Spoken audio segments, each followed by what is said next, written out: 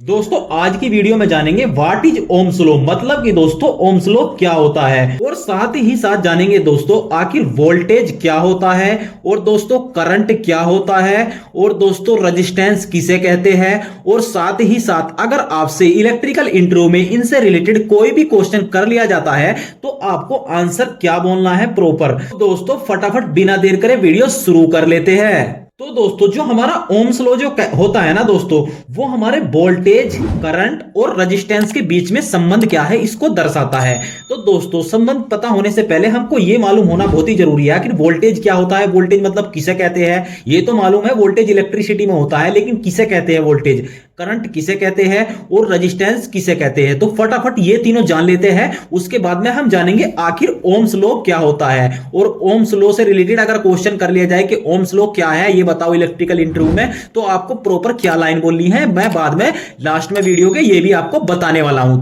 तो दोस्तों जो हमारा वोल्टेज होता है, वोल्टेज को जो मापने की इकाई होती है हमारी क्या होती है, वो होती है वोल्ट। और करंट को मापने के लिए हम इस्तेमाल करते हैं एम्पियर का, यानी कि आई से इसको, आई इसकी होती है इकाई, यानी कि जैसे हमारा, अगर मैं बात करूं जो हमारा लीटर होता है, जैसे हम लीटर में किस चीज को मापते हैं, हम तरल, जो हमारा तरल पदार्थ होता है, जैसे हमारा कोई लिक्विड होता है या हमारा कोई ऑयल होता है, तो उस चीज को हम किस में नापते हैं, चाहे हमारा वाटर हो गया उसमें हम नापते हैं उसको लीटर में। तो इसी तरीके से हमारे वोल्टेज को मापने के लिए हम वोल्ट का इस्तेमाल करते हैं, करंट को मापने के लिए एम्पियर, और रेजिस्टेंस को मापने के लिए ओम्स का इस्तेमाल करते हैं। यानी कि हमारा रेजिस्टेंस जो मापा जाता है वो ओम में मापा जाता है, इसकी इकाई होती है आर। दोस्तों ये जो हमारा वोल्टेज होता है इसके और भी कई नाम होते हैं, जैसे इसको बोलते हैं हम पोटेंशियल डिफरेंस बोलते हैं दोस्तों, और इसका एक नाम और होता है, मैं आपको बता दूं, इसको हम इलेक्ट्रिकल फोर्स भी बोलते हैं, इलेक्ट्रिकल मोटिव फोर्स भी बोलते हैं, या इलेक्ट्रिकल प्रेशर भी इसको हम बोलते हैं। क्योंकि दोस्तों हमारा जो वोल्टेज होता है इसका काम जो होता है वो होता है फोर्स लगाना या प्रेशर लगाना। तो दोस्तों सबसे पहले मैं इन तीनों के काम बताऊंगा, वोल्टेज, करंट और रेजिस्टेंस का। जैसे इसका काम होता है प्रेशर, यानी कि धक्का लगाना, किसी चीज को प्रेस करना, तो ये तो आप समझ गए। अब बात आती है हमारा करंट। करंट क्या होता है दोस्तों, करंट होती है मात्रा, किसी चीज की मात्रा, यानी कि आप किसी गिलास में पानी ले रहे हो तो उसमें कितनी मात्रा है पानी की, तो वो मात्रा जो है दोस्तों वो होती है करंट। यानी कि हमारे किसी कंडक्टर से जो इसमें करंट फ्लो हो रहा है, यानी कि कितना करंट फ्लो हो रहा है, 1 एम्पियर हो रहा है, 2 एम्पियर हो रहा है, 3 एम्पियर हो रहा है, जो इसकी मात्रा है, यानी कि जो इलेक्ट्रिसिटी की मात्रा है वो कहलाता है हमारा करंट। करंट तो ये समझ गए आप करंट क्या होता है। अब बात आती है रेजिस्टेंस की। आखिर रेजिस्टेंस क्या होता है दोस्तों, रेजिस्टेंस का मतलब होता है प्रतिरोधक, यानी कि प्रतिरोध करना, यानी कि हमारा करंट बह रहा है, हमारा वोल्टेज बह रहा है, उसको बहने से रोकना, उसका जो रास्ता है उसमें रुकावट पैदा करना किसी तरह की। हमारा करंट बह रहा है, वोल्टेज बह रहा है, तो उसमें किसी तरह की रुकावट पैदा करना, इसका कार्य होता है प्रतिरोध करना। तो दोस्तों ये तीनों का मतलब तो आप समझ गए और कार्य भी समझ गए। आखिर अब समझते हैं इसको इलेक्ट्रिसिटी वाले रूल में, कि आखिर ये तीनों को हम किस तरीके से एक्सप्लेन करेंगे। तो दोस्तों इसके लिए मैं आपको एक छोटा सा एग्जांपल बताऊंगा, आप एग्जांपल से समझ जाएंगे। दोस्तों सपोज करो ये कोई हमारी नदी है, हमारी नदी से जो पानी बह रहा है, नदी से क्या हो रहा है दोस्तों, इसमें पानी बह रहा है। तो दोस्तों इस पानी की जो स्पीड है, यानी कि कितनी गति से बह रहा है, तो गति तो है हमारा वोल्टेज। जैसे हमारी कोई इलेक्ट्रिसिटी समझ लो पानी को, तो पानी बह रहा है जो जितनी गति से बह रहा है पानी, जो इसकी स्पीड है वो क्या है, वोल्टेज। वोल्टेज क्या है, स्पीड है दोस्तों एक तरह से। और दोस्तों वोल्टेज स्पीड है, और दोस्तों स्पीड का काम है धक्का लगाना, किसको दोस्तों, करंट को। तो दोस्तों इसमें जो पानी है वो पानी कितना लीटर है, 1 लीटर है, 2 लीटर है, 3 लीटर है, हमारी नदी में कितना पानी है, तो दोस्तों वो कहलाएगा हमारा करंट। इसी तरीके से इस नदी को आप नदी मत समझो, एक वायर समझो, और वायर में जो स्पीड बह रही है स्पीड, तो वो है हमारा वोल्टेज। और जो उसमें मात्रा है इलेक्ट्रिसिटी की, वो क्या है दोस्तों, करंट। यानी कि फ्लो ऑफ इलेक्ट्रॉन कितने हैं, काउंटिंग में कितने हैं, जो हमारे फ्लो ऑफ इलेक्ट्रॉन है दोस्तों वो कितने हैं। क्योंकि दोस्तों जो इलेक्ट्रॉन का प्रवाह होता है, यानी कि इलेक्ट्रॉन की जो गति होती है, जो इलेक्ट्रॉन बहते हैं, वही हमारा करंट कहलाता है। तो आप ये भी समझ गए कि वोल्टेज क्या होता है। वोल्टेज जो हमारे कंडक्टर के अंदर स्पीड होती है वो होती है हमारे वोल्टेज, और जो हमारे कंडक्टर यानी वायर के अंदर जो मात्रा होती है वो हमारी इलेक्ट्रिसिटी, जो मैं आपको नदी के एग्जाम्पल से समझाने की कोशिश कर रहा हूं। और दोस्तों सपोज करो हमारी नदी में कुछ पत्थर पड़े हुए हैं, ये हमारे कुछ पत्थर पड़े हुए हैं, ये पत्थर क्या करेंगे, जब इनसे पानी टकराएगा तो पानी रुकेगा, पानी ऐसे मारेगा जोर, तो दोस्तों ये क्या कर रहे हैं, रुकावट पैदा कर रहे हैं। जो ये रुकावट पैदा कर रहा है वही है हमारा रेजिस्टेंस दोस्तों। तो आप समझ गए आखिर तीनों है क्या।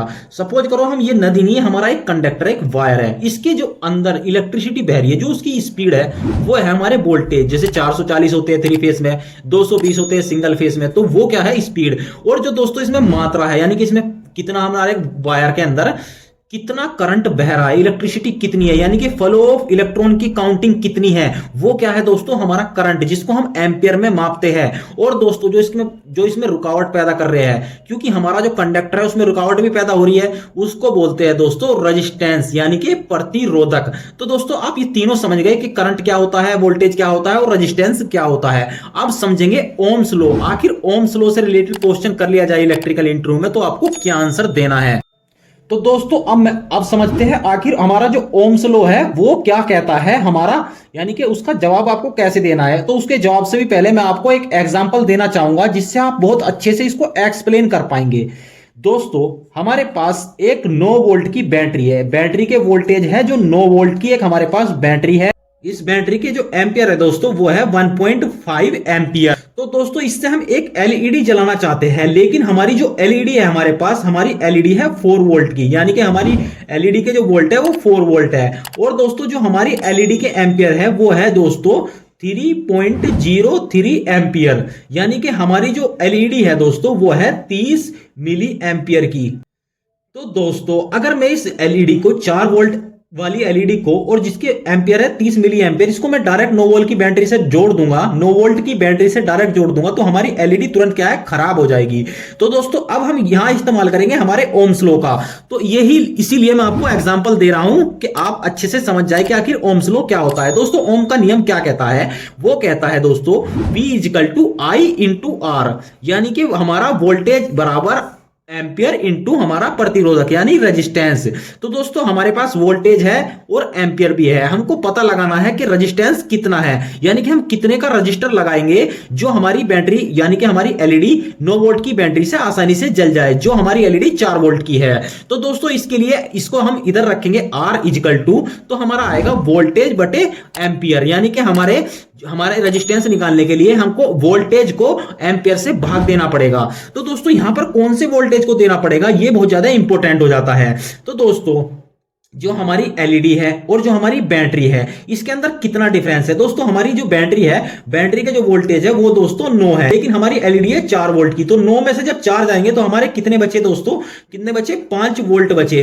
तो 5 वोल्ट जो बचे इसके दोस्तों, इस पे हमको रजिस्टर की आवश्यकता पड़ेगी। तो 5 वोल्ट आ गया, हम लिखेंगे यहाँ R = 5 कितने वोल्ट 5 हो गए दोस्तों। और दोस्तों हमारे एम्पियर कितने हैं, हमारी एलईडी के एम्पियर कितने हैं, तो वो है 30 मिली एम्पियर। तो हम 30 मिली एम्पियर को लिखेंगे यहां पर 0.0 और 3, क्योंकि दोस्तों पॉइंट के बाद तीन अंक आने चाहिए, तो 3 अंक आ जाएंगे यहां पर 03, यानी कि हमारे 30 मिली एम्पियर। जब हम इसको कैलकुलेट करेंगे तो हमारा निकल कर आएगा R = 166.67 ओम। तो दोस्तों इतने का रजिस्टर लगाने से, यानी कि 167.67 का ओम का रजिस्टर लगाने से जो एलईडी है दोस्तों 4 वोल्ट की एलईडी 9 वोल्ट की बैटरी से आसानी से जल जाएगी।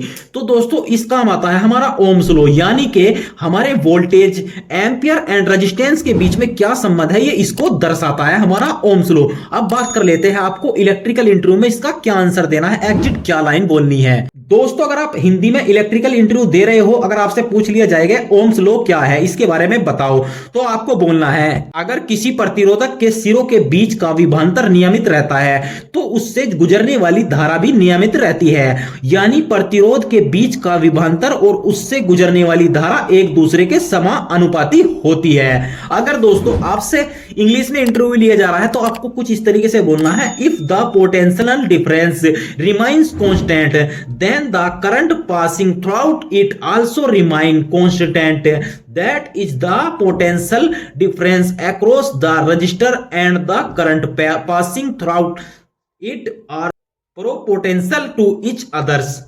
मतलब कि दोस्तों अगर हमारा रेजिस्टेंस फिक्स है तो अगर हमारे वोल्टेज बढ़ते हैं तो हमारा करंट भी बढ़ जाएगा, अगर हमारे वोल्टेज घटते हैं तो हमारा करंट भी घट जाएगा। हमारा जो ओम्स लॉ है वो हमको यही कहता है। तो उम्मीद है आज की वीडियो से कुछ आपको अच्छी जानकारी मिली होगी। वीडियो कैसा लगा प्लीज दोस्तों लाइक करके जरूर बताइए। अगर आप हमारे चैनल पर नए हैं तो अभी चैनल को सब्सक्राइब कर लीजिए और बेल आइकन कर लीजिए प्रेस, ताकि आने वाली वीडियो की नोटिफिकेशन आप लोगों को मिलती रहे। आज की वीडियो में धन्यवाद, मिलते हैं अगली वीडियो में।